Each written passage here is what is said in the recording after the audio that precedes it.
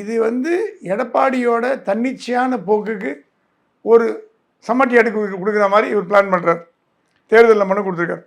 ஏன்னா அவங்க கணக்கு பிரகாரம் ஈரோடு கிழக்கு தேர்தல் மட்டும்தான் அந்த சிம்பிள் யூஸ் பண்ணணும்னு கொடுத்துருக்கு. அதுக்கப்புறம் கிடையாதுன்னு அதை வந்து ரெஃப்யூட் பண்ணுறாரு. எடப்பாடி சைடு சொல்கிறாங்க அதெல்லாம் கிடையாது, அந்த மாதிரி கிடையாது, தேர்தல் கமிஷன் எங்கேயுமே எங்ககிட்ட சொல்லலை அப்படின்னு சொல்கிறாங்க. இவர் புகழேந்தி என்ன பண்ணுறாரு, இதை வச்சு அதிமுகவில் ஒரு கலகம் உண்டாக்கி திருப்பி ஒன்றா எடுக்க முடியுமான்னு பார்க்குறாரு. அவர் ஏன்னா அவங்கெல்லாம் வந்து ஒன்றாக இணையம் அதிமுக அந்த ஒரு அணியில் இருக்காங்க. அவங்க அது அந்த அந்த ஒரு மீடியேஷன் டாக்ஸில் கூட போய் கலந்துனாங்க. ஸோ புகழேந்தி சொல்கிறது எவ்வளோ தூரம் உண்மைங்கிறத வந்து முடிவு பண்ண வேண்டியது நீங்களும் நானும் இல்லை, தேர்தல் கமிஷன் தான் முடிவு பண்ணும்.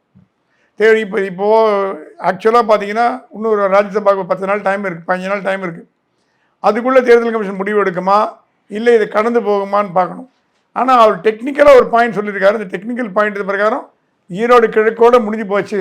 அதுக்கப்புறம் அப்படி பார்த்தீங்கன்னா அதிமுக கட்சியே கல்லியா அப்படி இவங்க கேட்குறாங்க. இவங்க கேட்குறது நான் என்னென்னு சரி ஈரோடு கிழக்கு அப்புறம் அதிமுக கட்சியே கிடையாதா?